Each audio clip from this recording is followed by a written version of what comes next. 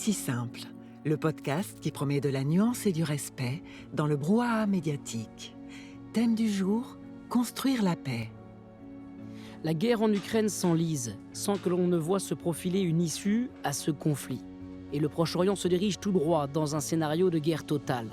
La logique de guerre semble écraser les appels à la désescalade, alors que quelques voix constatent, effarées, que rien ne semble entrevoir ce qui devrait être l'objectif final, retrouver la paix, reconstruire la paix. Pas si simple est un podcast proposé par Le Jour du Seigneur, RCF et les Semaines sociales de France. Animé par Éric Payet, Étienne Pépin et Isabelle de Golemin. Pour nourrir notre réflexion, notre invité est Bertrand Badi, politologue et grand spécialiste en relations internationales. Il porte une voix singulière, réfutant un discours dominant qui voudrait que la paix s'obtienne par le rapport de force et que la paix ne serait que l'absence de conflit. Il défend avec vigueur qu'il est plus que temps de penser à une véritable stratégie de paix. Donc pas si simple, épisode 2, prise 1.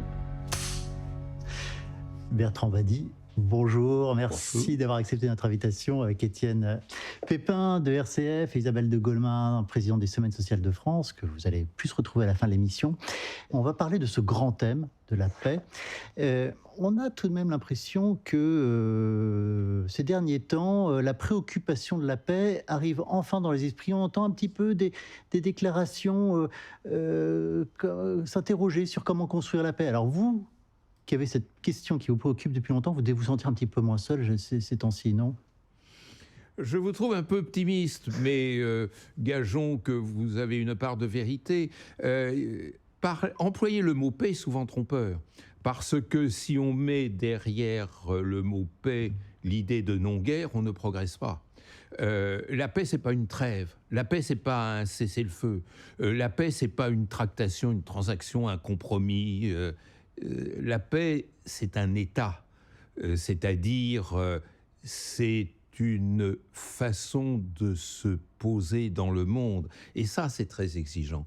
Tant qu'on restera dans un vocabulaire négatif, c'est-à-dire de la non-guerre, pourvu que ça s'arrête, ou même, pour être plus imagé, collons au langage populaire, fichez-moi la paix, pour pas employer un plus gros mot, veut bien dire ce que ça veut dire, c'est pas la paix, là, à ce moment-là. C'est tout simplement arrêter l'insupportable.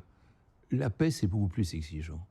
Et ça implique de revenir à nos maîtres, à Aristote, qui parlait de la paix comme étant le suprême bonheur individuel, et d'essayer de comprendre ce qu'il y a derrière le bonheur. Derrière le bonheur, il y a arrêter les guerres, bien sûr, mais pas seulement. Eh bien justement, on a 1 heure ensemble pour essayer de mieux comprendre et détailler tout ça. Georges Malbruno, journaliste, émission C'est ce soir, France 5, le 11 octobre 2023. Une réponse politique. Cette réponse politique, elle n'est jamais venue avec le processus de paix. Ce que vous disiez, Dominique, tout à fait juste, citant Rabin, on lutte contre le terrorisme comme s'il n'y avait pas la paix, et on fait la paix comme s'il n'y avait pas le terrorisme. Alexandre Devecchio, rédacteur en chef du Figaro, CNews, le 19 novembre 2023. Je pense que dans certaines circonstances, le pacifisme fait justement le jeu de la guerre. C'était le discours, sans vouloir faire des comparaisons historiques, mais quand le nazisme était à nos portes, c'était le discours de certains. Et là, si on se met à la place d'Israël, ils se disent que s'ils laissent prospérer le Hamas et l'idéologie islamiste à leurs portes, ils n'ont pas fini. Donc parfois, il faut mieux faire la guerre pour justement avoir la paix. Guillaume Ancel, ancien officier de l'armée française, C'est politique, France 5, le 4 mars 2024. Là, quand on a un empire menaçant en face de nous, on peut toujours faire comme ces extrémistes qui se prennent pour des pacifistes aujourd'hui, nous expliquer qu'il suffit d'aller le voir et puis de négocier une paix avec lui. Je crois qu'ils n'ont pas très bien compris ce qui motive Poutine et ce qui l'arrêtera ou qui pourrait le stopper. Dominique de Villepin, ancien Premier ministre, France Info, le 7 octobre 2024. Quand on veut régler un conflit, on peut, bien sûr, dans un premier temps, utiliser la force, avec mesure, avec proportion. Mais on ne peut pas aboutir et aller vers la paix sans utiliser la politique et la diplomatie. Anna Assouline, fondatrice du Forum mondial des femmes pour la paix, émission C'est ce soir, France 5, le 7 octobre 2024. La paix, c'est le pragmatisme, c'est la justice, c'est la sécurité, c'est la liberté, c'est la dignité, c'est l'autodétermination. Et donc je crois que c'est le seul combat aujourd'hui, comme le disait Camus, qui va être mené et qu'on doit essayer de continuer de porter collectivement, y compris dans des jours aussi douloureux. Éric Danon, ancien ambassadeur de France en Israël, Public Sénat, le 7 octobre 2024. Netanyahou est plus intéressé par la sécurité que par la paix. Shimon Peres disait « Israël ne sera jamais en sécurité tant qu'il n'y a pas la paix avec les Palestiniens ». Netanyahou a retourné ça, c'est-à-dire il n'y aura jamais de paix avec les Palestiniens tant qu'Israël ne sera pas totalement en sécurité. Pas si simple, thème du jour, construire la paix. Alors je précise que cette discussion a lieu à un moment assez précis, puisqu'on a appris hier la mort du chef du Hamas, Yahya Sinwar. Israël avait dit que c'était le but ultime de ce conflit à Gaza. Alors comme on va beaucoup parler de Gaza, c'est important de resituer cette discussion. Mais à l'heure où on se parle, est-ce que vous pensez qu'aujourd'hui les forces en présence au Proche-Orient veulent la paix ? Alors, d'abord, il faut savoir ce que l'on entend par vouloir la paix. Ça implique une redéfinition de la paix. Vous avez vu dans ce débat ces idées qui venaient à s'entrechoquer et qui impliqueraient une plus large discussion. Mais essayons de raisonner en termes de rationalité dans le monde aujourd'hui tel qu'il est. Le monde tel qu'il est, il est déjà l'héritier d'un autre monde dans lequel la guerre était la règle du jeu. Et c'est pour ça qu'on n'a jamais défini correctement ce qu'était la paix. La paix, c'était la non-guerre. On vous dit jamais l'entre-deux-paix, l'avant-paix ou l'après-paix. On vous dit l'avant-guerre, l'après-guerre, l'entre-deux-guerres. Notre histoire a été ponctuée par les guerres. Oui. Voilà. Et pardon de dire cela parce que ça m'écorche la bouche, mais ça marchait. C'est-à-dire que la guerre était le grand régulateur des relations internationales, je dirais de la construction de l'État-nation à la Renaissance, jusqu'à la Seconde Guerre mondiale. La guerre, et de grands philosophes l'ont dit, c'était une façon dont disposaient les États pour régler leurs différends. Comme ils n'étaient souverains, ils n'avaient pas d'autre moyen que de se taper dessus, et c'était le plus fort qui gagnait et qui ordonnançait le nouvel ordre international. Aujourd'hui, tout ça, c'est fini. C'est fini pour deux raisons.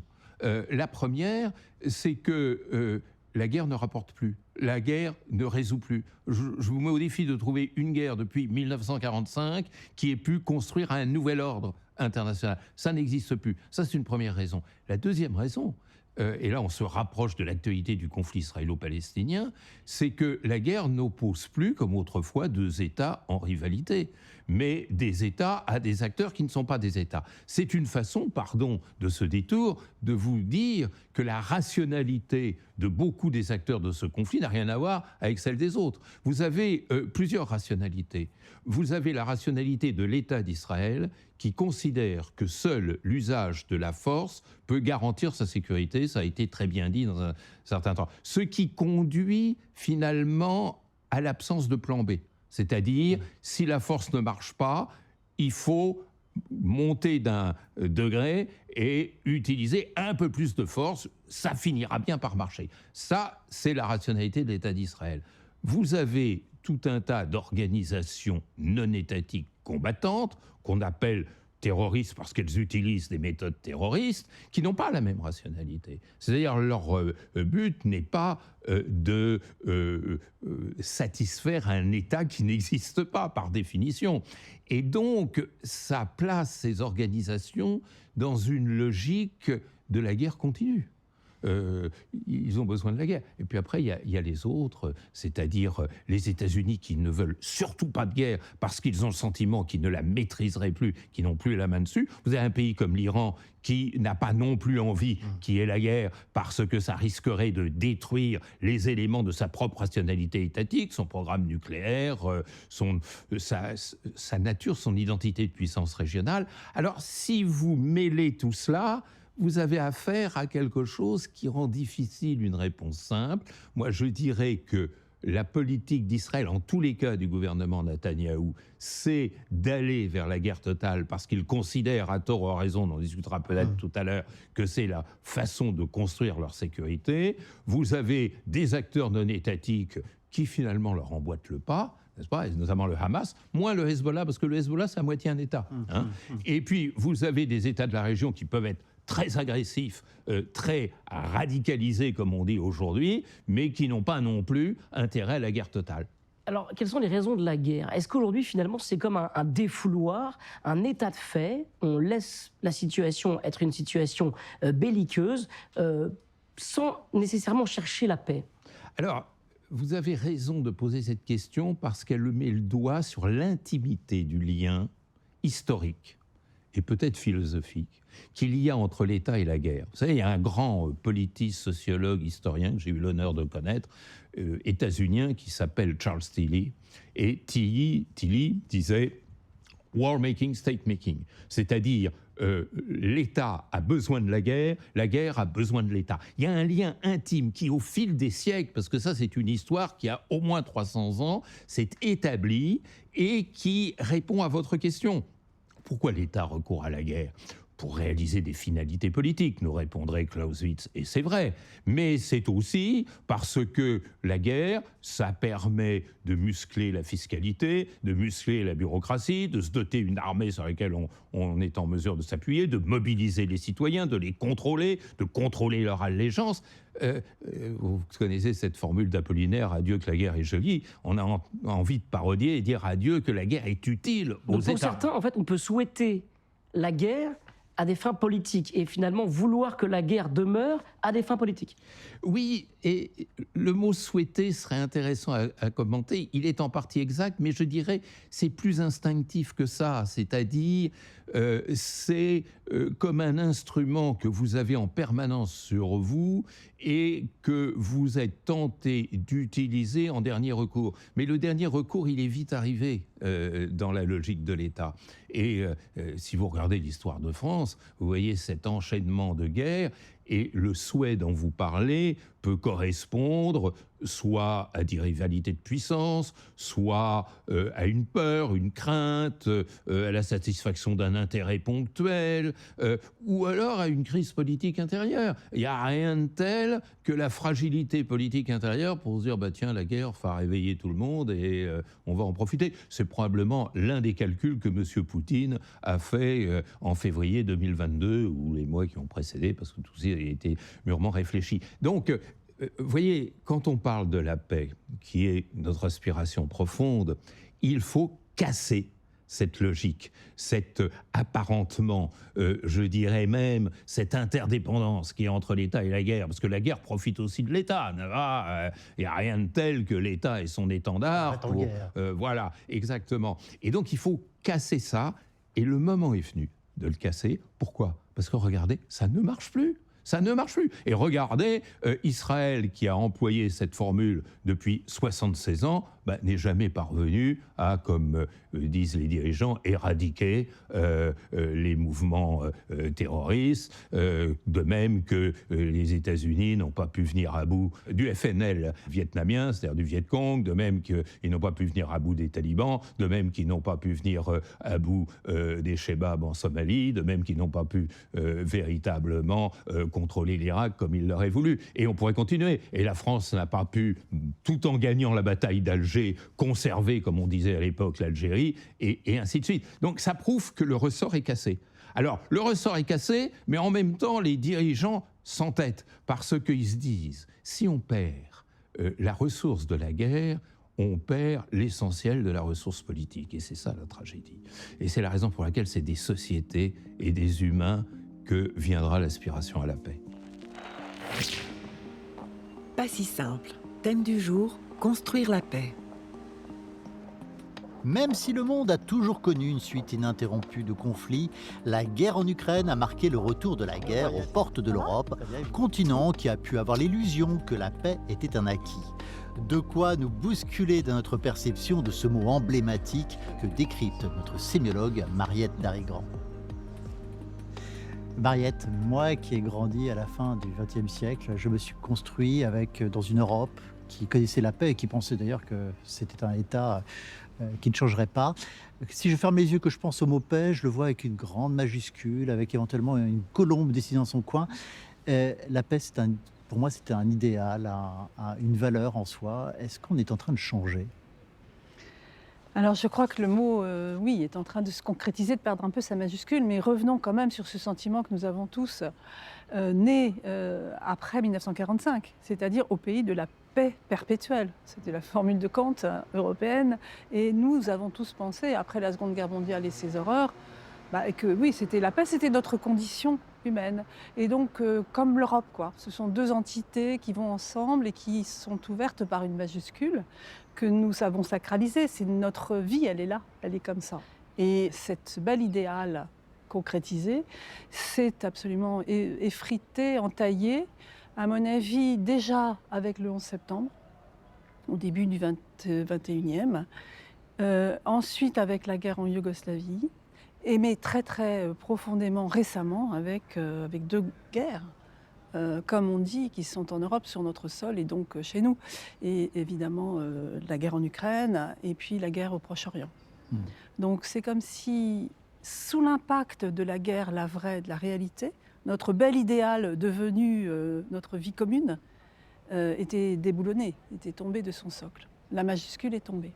Donc l'impression que, pour reprendre le titre du roman de Tolstoï, Guerre et paix, que ce sont simplement les deux revers d'une situation fragile, d'une situation qui en fait, extrêmement précaire pour nous, même aujourd'hui en Europe. En fait, ils forment, comme on dit, un paradigme, ils vont ensemble. Guerre et paix doivent se penser ensemble, et on peut faire confiance à un des plus grands écrivains européens pour nous le rappeler. Mais nous avons oublié cela. Nous avons oublié que la paix se faisait contre la guerre. C'était notre état normal.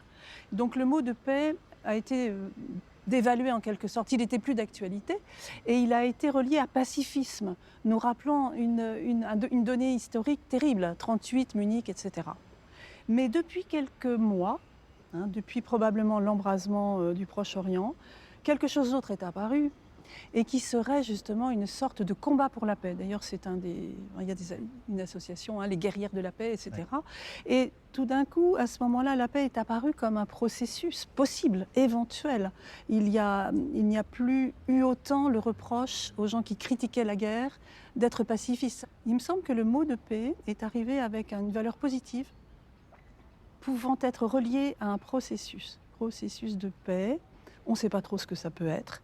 Au bout du compte, on ressortirait peut-être avec une vision différente de la paix, non pas comme un idéal, comme un état normal des choses, mais comme étant peut-être une solution qui ne serait faite que de compromis, et éventuellement d'ailleurs de compromis difficiles à accepter. Oui, je pense que c'est tout à fait une conscience historique qui change.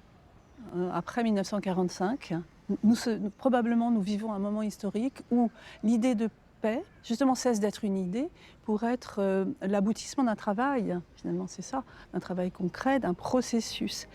Et c'est intéressant parce que quand on regarde l'étymologie très ancienne, la racine dite indo-européenne, le mot paix et le mot pacte sont de la même famille, ils sont très proches. Et en fait, c'est un verbe, et ça veut dire relier. Et je crois que c'est très intéressant à retrouver aujourd'hui, relier des choses au lieu de les délier et de détruire tout ce qui est là. C'est exactement ça que nous avons à faire. Merci Mariette. Pas si simple, invité du jour, Bertrand Badi. Bertrand Badi, je vous ai vu beaucoup réagir en écoutant Mariette. Vous ne semblez pas réellement d'accord avec ce qu'elle nous dit, c'est-à-dire qu'au fond, on aurait idéalisé la paix et qu'aujourd'hui, on réalise par la force des choses que la paix est quelque chose de beaucoup plus pragmatique. Elle dit que le mot paix a perdu sa majuscule. Permettez-moi de vous dire que c'est pas si simple. On est là pour ça. Voilà. Ce qui m'a frappé, c'est plusieurs choses. D'abord, la paix a une longue histoire qui s'est peu à peu estompée. C'est-à-dire qu'à l'époque antique, à l'époque du Moyen-Âge, on pensait la paix comme un absolu. Ou certains, en tous les cas, le pensaient comme un absolu. Je citais Aristote tout à l'heure. Aristote a sorti ce mot d'une grande générosité, mais d'une grande lucidité, qui est le mot coexistence. Coexistence, c'est pas relier. C'est pas passer compromis. Coexistence, c'est créer un état du monde, c'est-à-dire un état de l'humain. C'est-à-dire faire de la différence une source de complémentarité et non d'opposition. Je pense à saint Augustin. Saint Augustin, ce grand penseur algérien du 5e siècle, qui disait « La paix, c'est la possibilité pour un être humain de consommer de l'eau pure ».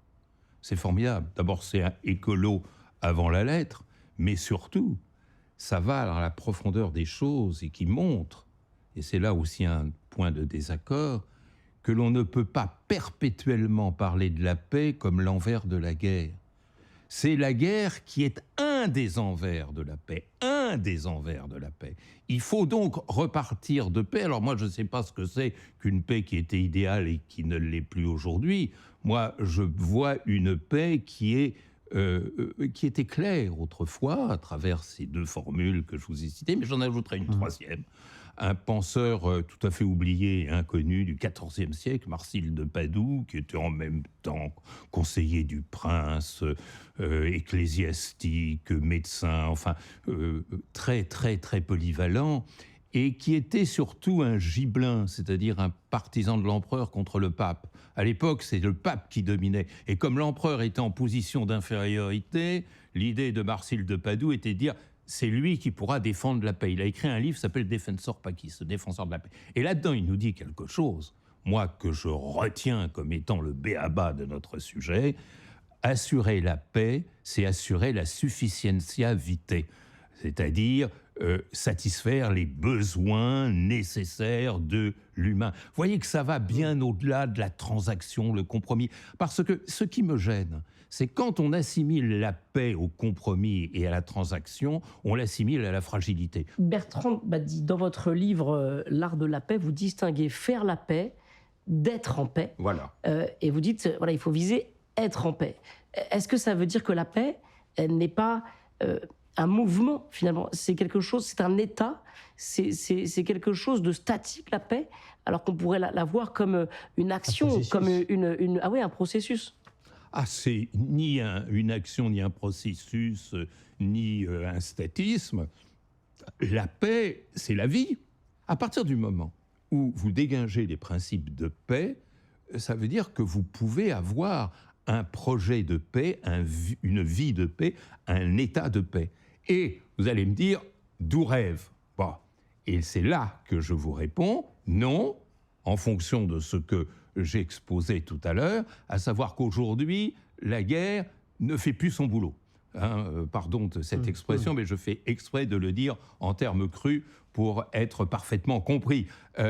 En revanche, la paix est en mesure de nous apporter des utilités au-delà même de sa dimension éthique, des utilités dont nous avons besoin, c'est-à-dire une planète viable, c'est-à-dire une sécurité alimentaire, une sécurité sanitaire, une sécurité climatique, une sécurité économique, tout ce que cette très grande organisation à laquelle je rends hommage, qui est le Programme des Nations Unies pour le développement, a étiqueté sécurité humaine et repris par le grand Kofi Annan, et cette merveilleuse déclaration du millénaire, qui est peut-être la première déclaration de paix que j'ai pu lire depuis le Defensor Pacis, ou non, n'exagérons pas, depuis, disons, Emmanuel Kant et le traité de paix perpétuelle.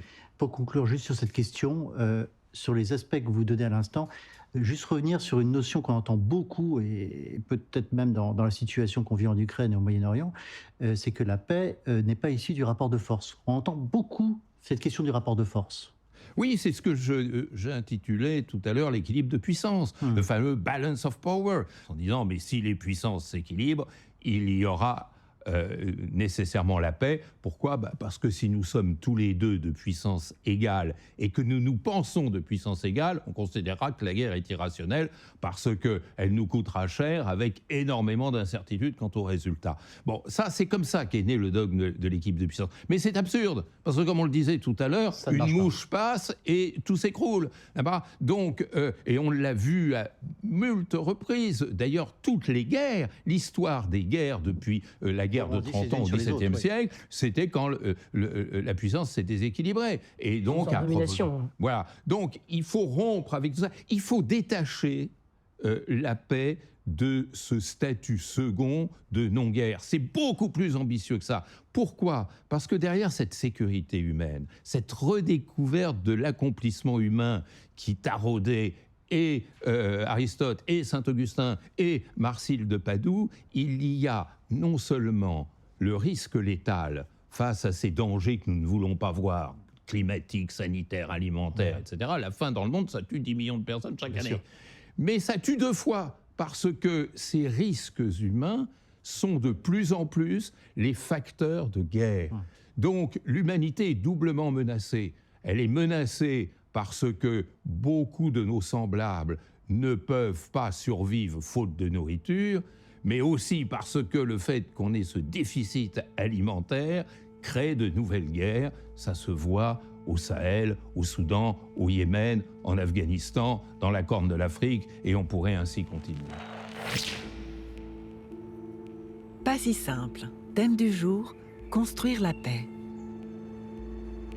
Mais comment agir pour construire ou garantir la paix? Question que nous avons posée à 2 personnalités qui ont eu à s'impliquer concrètement. Pierre Servant est journaliste, expert en stratégie militaire. Il a servi dans les Balkans, en Afghanistan et en Afrique. Et Sylvie Bermann, ancienne ambassadrice de France en Russie, au Royaume-Uni et en Chine, 3 pays membres du Conseil de sécurité de l'ONU. Pierre Servant, journaliste expert en stratégie politique. Un soldat qui appartient à une démocratie doit avoir tout le temps à l'esprit que s'il fait la guerre, c'est pour déboucher sur la paix. Si les chefs d'encadrement, les chefs de proximité n'ont pas cette idée en tête, alors là, à ce moment-là, la guerre pour la guerre prend le dessus et l'homme, malheureusement, est vulnérable et influençable. Il peut y avoir une sorte d'hubris, de démesure, de salivation barbare à tuer. Sylvie Bermann, ancienne ambassadrice de France. Préparer la paix en temps de guerre, c'est le rôle, bien évidemment, des diplomates dans des cadres différents. Mais ça peut être aussi directement les belligérants, comme ça a été le cas au début de la guerre en Ukraine entre Russes et Ukrainiens, ce qui n'a pas abouti. Et sinon, c'est la communauté internationale, donc soit dans un cadre onusien, ou alors dans un cadre plus restreint, avec des pays qui ont une influence particulière. Pour éviter justement d'être dans la guerre pour la guerre, ce qu'on voit malheureusement aujourd'hui au Proche-Orient du côté d'Israël, il faut que les autorités politiques fixent le cap politique, justement, la sortie de guerre, et montrent que la guerre qui est enclenchée, ici ou ailleurs, elle a pour but final de mettre en place tel processus de reconstruction, de restauration. Et il faut toujours avoir à l'idée au niveau des politiques qu'il va falloir se faire violence pour faire la paix avec son ennemi. On commence en général par des contacts, par des approches, des sondages de ce que telle ou telle partie est prête à accepter et avant de passer à des négociations.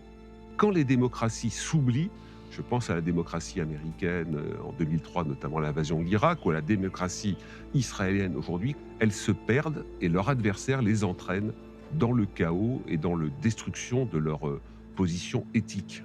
Ma première expérience personnelle, c'est la conférence de paix au Cambodge.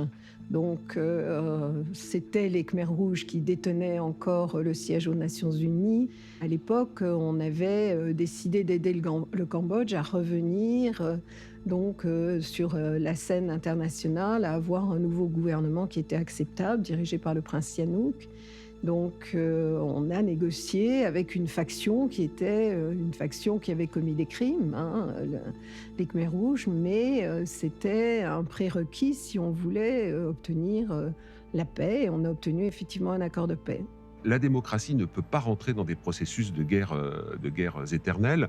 Et d'ailleurs, Joe Biden, après les atroces pogroms du 7 octobre, avait dit à Benjamin Netanyahou « Ne commettez pas notre erreur. Ne vous vengez pas, ne cherchez pas à vous venger. La vengeance n'est pas une politique d'un État démocratique. » Ce qui compte dans la diplomatie, qui est donc l'art du possible, eh bien, c'est le rapport de force. et non pas les bons sentiments ou la victoire de la vertu ou du droit international. On ne fait pas la paix avec de bons sentiments. Pas si simple, invité du jour, Bertrand Badi. C'est bon pour vous? Ouais, c'est bon. Action. Bertrand Badi. Sylvie Berman nous dit à l'instant, on ne fait pas la paix avec des bons sentiments. Oui, alors moi, ce qui m'a frappé dans ces deux propos qui étaient extrêmement intéressants et dits par des personnalités extrêmement reconnues et que je respecte énormément, c'est qu'on ne parlait jamais de la paix, on parlait de la guerre. C'était toujours...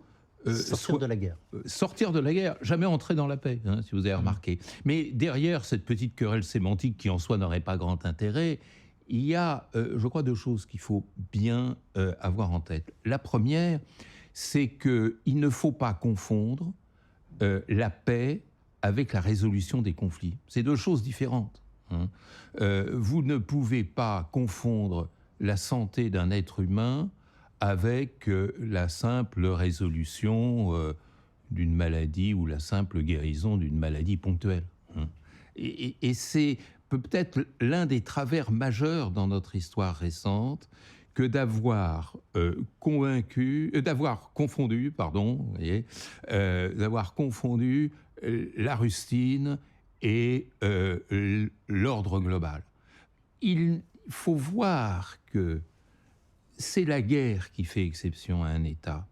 Et il faut comprendre, bien sûr, comment ce processus de guerre se met en place, mais il faut comprendre aussi qu'il n'aurait pas connu l'essor que certaines de ces guerres, que toutes les guerres ont connu, si on avait une politique de paix préalablement. Et c'est là la mutilation du sujet. Et puis, il y a un autre petit point sur lequel on reviendra peut-être. Les démocraties ne sont pas plus performantes de ce point de vue-là que les dictatures. Mais alors justement, la démocratie, ça c'est Pierre Servan qui en parle, il dit une démocratie, si elle fait la guerre, c'est pour déboucher sur la paix. Est-ce que si on allait un peu plus loin, on pourrait dire, selon vous, Bertrand Badi, que les démocraties devraient éviter absolument la guerre? Non, d'abord, je ne comprends pas comment on peut dire que les démocraties font la guerre pour construire la paix. Est-ce que c'était pour construire la paix que l'on s'est lancé dans la guerre d'Algérie? Est-ce que c'est pour construire la paix qu'on s'est lancé dans la guerre d'Indochine, nous Français? Est-ce que c'est pour construire la paix que les États-Unis se sont lancés dans la guerre du Vietnam? On pourrait continuer ce petit jeu. Je ne comprends pas. La démocratie, c'est un régime. Et c'est un régime politique qui est souvent séparé, beaucoup plus qu'on ne le dit, de sa politique étrangère. Les politiques étrangères belliqueuses, elles ont leur source dans quantité de situations qu'on peut explorer, mais le régime, même s'il peut intervenir quelquefois, n'est pas le déterminant. Hein. Ça, c'est une première chose. D'autre part, il est significatif qu'on veuille toujours introduire une dimension éthique. Je ne suis pas contre l'éthique, je ne suis pas contre... Il reprend les termes de la guerre juste définis par Saint-Augustin. Alors, ça, c'est encore autre chose. Mais l'idée de vertu me paraît largement hors sujet. C'est-à-dire, la paix est autrement plus ambitieuse qu'une vertu. Il faut partir de l'idée que la paix, c'est l'ordre de l'humain. Et vous savez... c'est l'un des, en même temps, des grands mystères et des grands échecs du politique que d'avoir voulu passer avant l'humain. Je voudrais citer un grand homme, Martin Luther King. Et Martin Luther King, quand il a écrit depuis sa prison, nous sommes, si je ne m'abuse, en 1963, et Martin Luther King disait « La grande erreur, c'est que l'on a toujours préféré les instruments aux principes. » Et que bâtir un ordre, ça ne se fait jamais à partir de l'addition d'instruments, mais à partir de la reconnaissance des grands principes. Tous les grands principes, aujourd'hui, sont voilés, sont cacher. Je vais vous en donner de ces grands principes. La reconnaissance de l'autre, la dignité de l'autre, la satisfaction des droits essentiels de l'autre, l'altérité, faire l'effort de comprendre l'autre. Comprendre l'autre, ça ne veut pas dire l'approuver, mais ça veut dire ma rationalité n'est pas la rationalité de tout le monde. Et essayons de percer. Mais alors, justement, à ce titre-là, est-ce qu'on a besoin d'un arbitre un peu supranational? Quel rôle doit jouer l'ONU, par exemple, pour faire la paix, pour être en paix, pour reprendre vos mots? Alors, c'est une des vertus que j'expose dans mon livre et que j'appelle la paix institutionnelle. Pour parodier une formule bien connue, le multilatéralisme est mal parti. C'est-à-dire, on a compris dès la fin du XIXe siècle que le monde commençait à être inclusif et que pour qu'il puisse fonctionner, il avait besoin de normes, d'institutions communément partagées. C'est le b.a.-ba. Et il y a eu à ce moment-là une rivalité entre deux personnages. Il y a celui qui a gagné, qui est Woodrow Wilson. Woodrow Wilson était un professeur de droit constitutionnel et qui disait on va constitutionnaliser l'ordre international, comme ça on aura la paix, ou en tous les cas les éléments de la paix, c'est différent, en notamment créant les conditions d'un équilibre salutaire de puissance. Et c'est la raison pour laquelle le Conseil de sécurité, qui a pris la suite des institutions de la SDN de l'entre-deux-guerres, le Conseil de sécurité des Nations Unies, a été basé sur la puissance et les membres permanents et le droit de veto. Bon, ça a été un échec. Pourquoi ça a été un échec? Pour des raisons qu'on a déjà vues ensemble. La puissance ne règle rien et que de plus en plus, la paix, elle est sociale dans son âme. C'est-à-dire, il faut construire un ordre de paix si on veut avoir la paix. Tiens, monsieur de la Palisse me donnerait raison de ce point de vue-là. Et il y avait un autre personnage qui était un Français que tout le monde a oublié. Léon Bourgeois, qui connaît ce président du Conseil de la Troisième République, très marqué par la pensée solidariste. Et c'était la bonne entrée. Le solidarisme qui se développait à la fin du XIXe siècle, avec Durkheim, avec Fouillet, avec d'autres auteurs, et Bourgeois disait, attention, on est en train d'entrer, il n'employait pas le terme de mondialisation, bien entendu, mais dans un ordre international où l'opinion publique va jouer un rôle de plus en plus important, où les dimensions sociales seront de plus en plus déterminantes, et il faut construire un ordre de paix sur l'institutionnalisation de ces circuits, je dirais, d'alimentation de l'humanité. Et cette idée de solidarité sociale transnationale, ça c'est le début de la paix. Alors, rendons hommage au Programme alimentaire mondial, à la FAO, à l'UNICEF, au Commissariat aux réfugiés et à tant d'autres, au PNUD dont je parlais tout à l'heure, mais il faut que tout ça aboutisse également au traitement de la guerre. Et là, il y a le mur du Conseil de sécurité qui ressemble à celui de la prison de la Santé. Pas si simple. Direction l'école militaire à Paris. Si tu veux la paix, prépare la guerre. C'est la devise de l'école militaire, de l'école de guerre terre où nous sommes aujourd'hui. Nous allons rencontrer ces élèves qui se préparent à faire la guerre pour construire la paix. On va découvrir cet endroit avec vous, sous-lieutenant Heroual, bonjour. Bonjour. Merci de nous accueillir ici dans un site absolument superbe au cœur de Paris, un site chargé d'histoire. Alors c'est un lieu à l'origine qui formait des jeunes officiers de la noblesse. C'est ça, tout à fait. C'était un petit peu l'école de l'officier, où en fait c'était pas forcément les former qu'à la guerre, en partie, mais aussi à les former à la vie, à apprendre à danser, à s'exprimer, à savoir écrire, à savoir agir comme un vrai officier de France pour l'époque. Ici, qu'est-ce qu'on apprend? On apprend des grandes règles de stratégie. On a l'impression d'être un peu dans les pas de Napoléon ici. Alors un petit peu, on apprend à faire de la stratégie, mais l'école militaire aujourd'hui, c'est l'école des chefs de demain. C'est là où on va apprendre aux officiers de l'armée de terre, mais aussi à des auditeurs civils d'ailleurs, à commander, que ce soit au travers de parcours de commandement pur, donc commander des régiments et potentiellement terminer officiers généraux, ou prendre aussi en compte tous les métiers en parallèle, donc la partie RH, logistique, finance, etc. Alors on va rejoindre les chefs d'escadron Pierre et Romain, élèves à l'école de guerre. Avant un cours sur l'influence, ils ont accepté de nous accorder quelques minutes. Bonjour. Bonjour. Bonjour. Alors ici, on apprend à faire la guerre. Est-ce que c'est pas un peu paradoxal de préparer la guerre pour gagner la paix? Le paradoxe, en fait, c'est que la paix est toujours un équilibre fragile qui reste à défendre. Et donc, le meilleur moyen de faire une paix qui soit durable, c'est de nous préparer à la guerre. Ensuite, il y a une dimension également éthique sur laquelle on est amené à réfléchir. L'éthique prenant un peu le relais quand on est face à une situation qu'on n'a pas prévu le droit. Cette formation éthique qui nous invite au travers de cas concrets à réfléchir sur comment on agirait dans un cas qui n'est pas prévu, par exemple, par des règles d'engagement. Et c'est vraiment important pour avoir véritablement une boussole individuelle qui permette d'appliquer une action qui soit véritablement proportionnée dans l'action guerrière. Est-ce que c'est acceptable pour vous? Alors, évidemment, vous avez choisi la voie militaire, vous vous préparez à faire la guerre, mais est-ce que c'est acceptable aujourd'hui de se dire que de toute façon, on n'y coupera pas? En fait, on ne répond pas à la question sur le plan moral, on répond à la question sur le plan pratique. Notre métier, c'est de la faire et de la gagner, avec le minimum de dégâts collatéraux. Et la question du plan moral, évidemment, on peut se la poser en tant qu'homme, mais en tant qu'officier, nous sommes avant tout des praticiens de la guerre. Il y a une sorte de détachement, peut-être? Quand on est au service d'une cause plus grande que soi, la dimension morale à titre individuel, elle passe au second plan? Je dirais pas ça, parce qu'il est très clair dans tous les règlements militaires que le libre arbitre a toute sa place, et que, évidemment, en aucun cas, quelqu'un ne doit exécuter un ordre qui est manifestement illégal ou immoral. Allez, on va rejoindre l'amphithéâtre où les officiers en formation sont attendus. En passant dans les couloirs, on va découvrir les grandes figures qui ont marqué l'école de guerre. En fait, on a une filiation assez marquée avec les anciens qui nous ont précédés dans ces murs. Voilà, il faut savoir que Charles de Gaulle, par exemple, a été élève de l'école de guerre.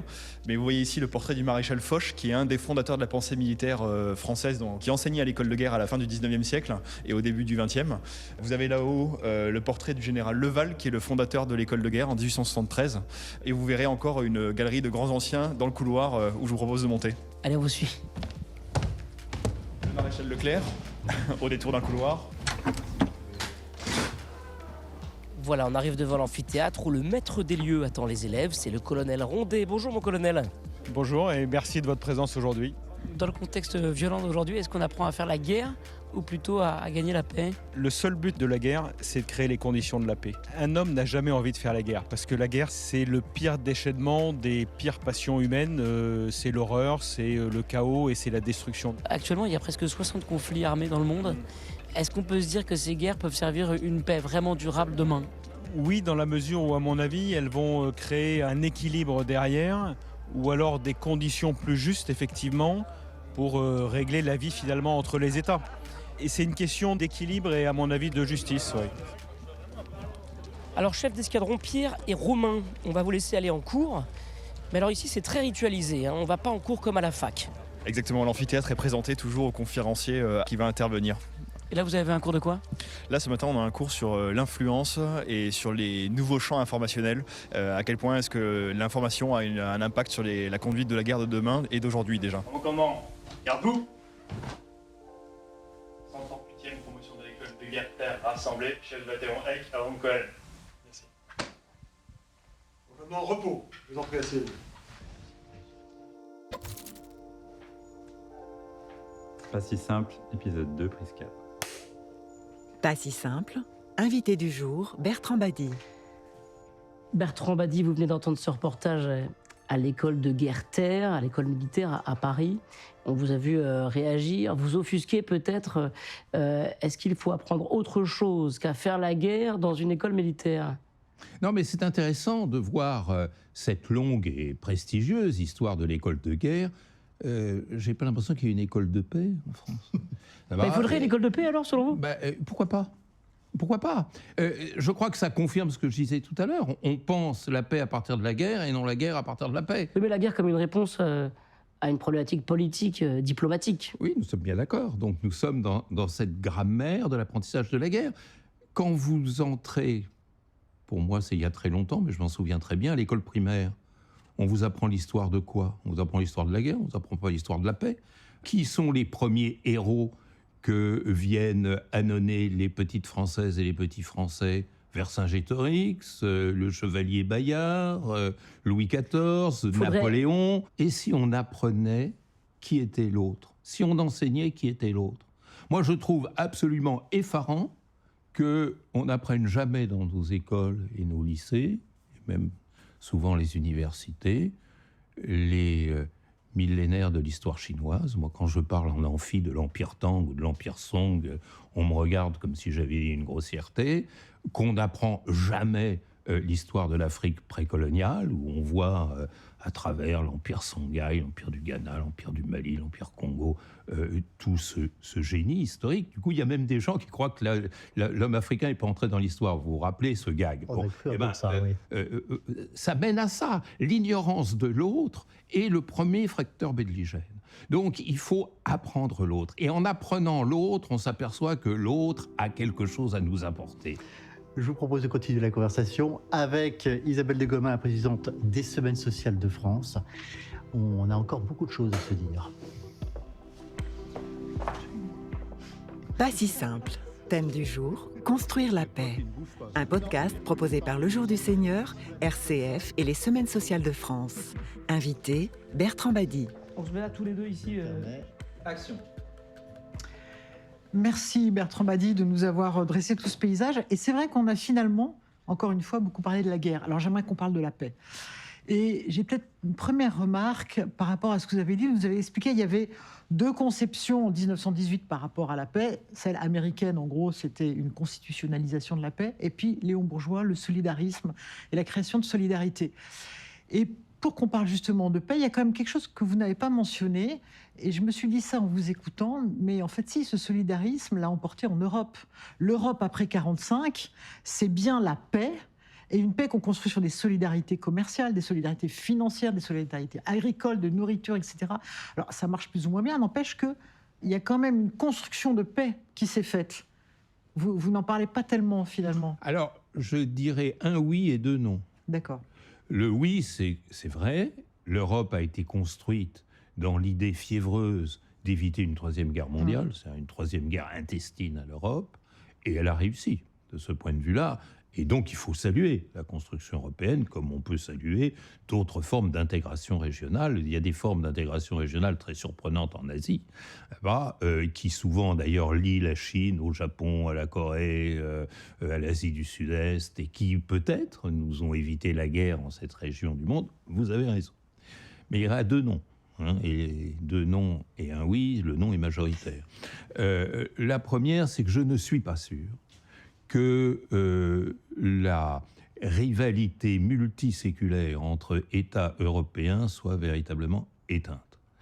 Et il y a notamment dans l'aventure européenne quelque chose qui m'inquiète beaucoup, c'est que l'Europe associative a réussi, mais l'Europe solidaire a du mal à se construire.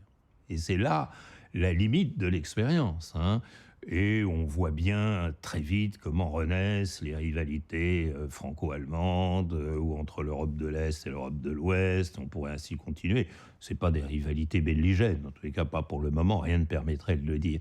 Mais c'est quand même un inachèvement chronique. Quand je dis chronique, c'est qu'on ne voit pas ce passage à l'Europe solidaire dont on aurait besoin pour que vous ayez raison. Et le deuxième non est beaucoup plus problématique. C'est que l'Europe a une grande faillite.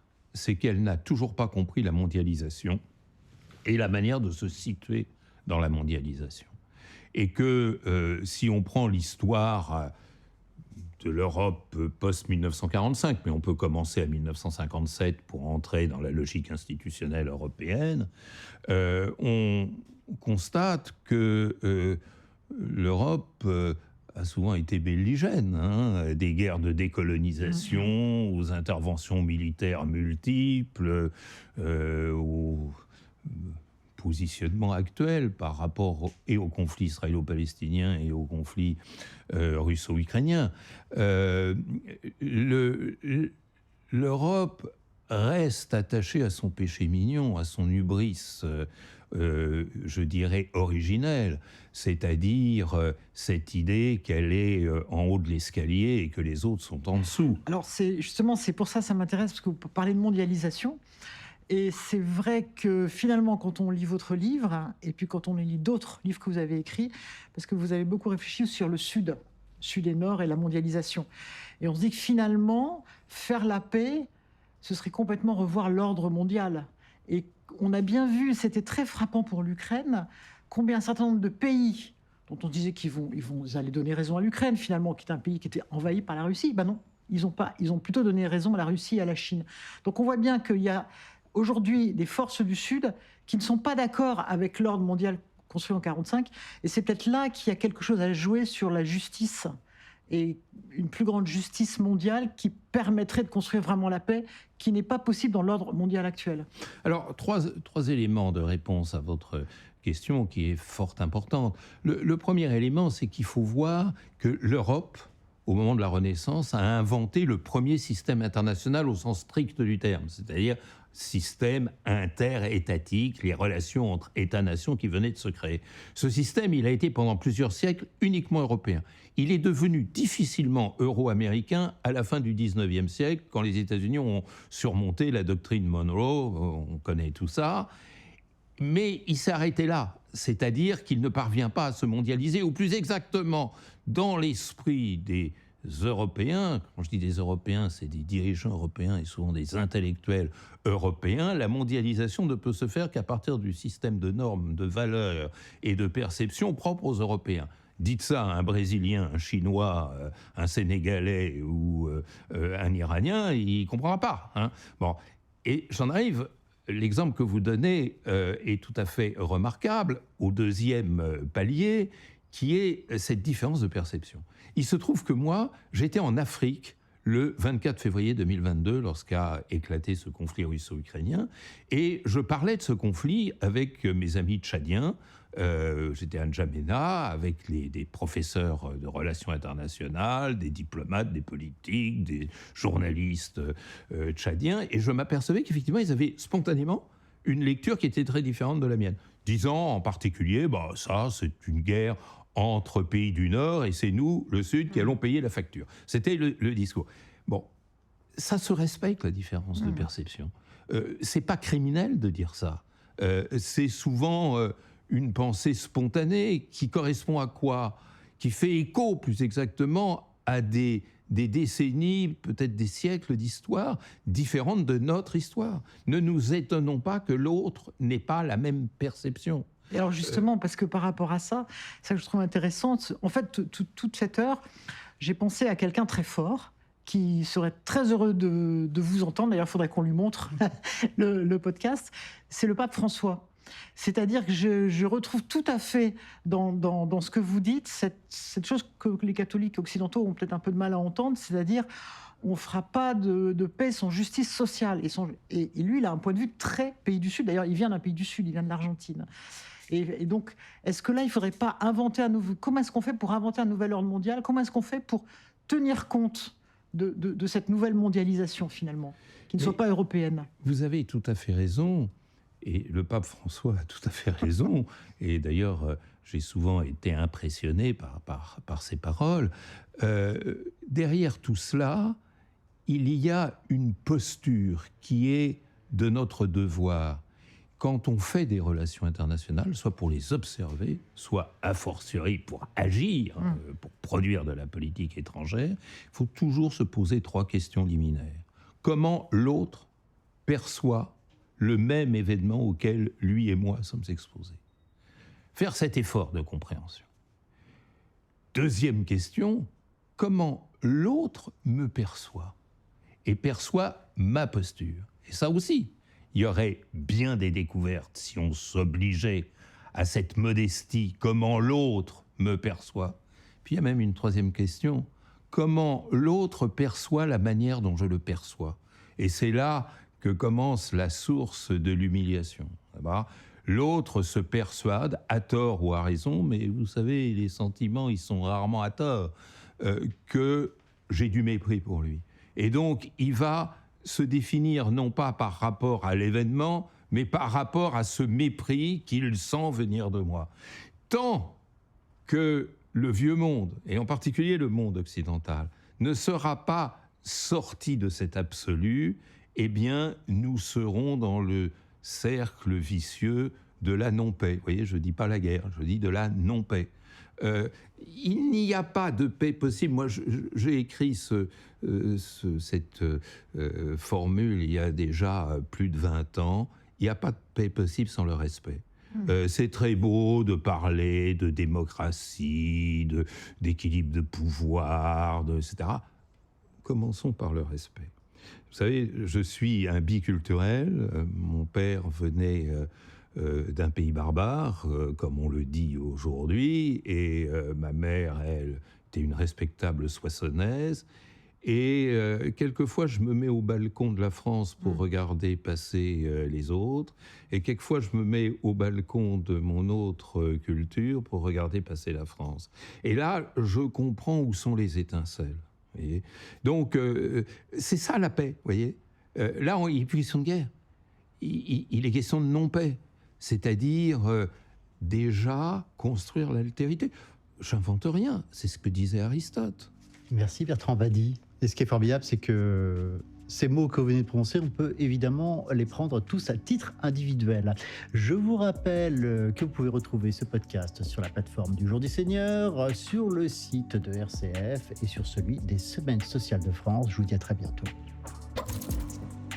Pas si simple. Construire la paix. Un podcast produit par Le Jour du Seigneur, RCF et les Semaines sociales de France.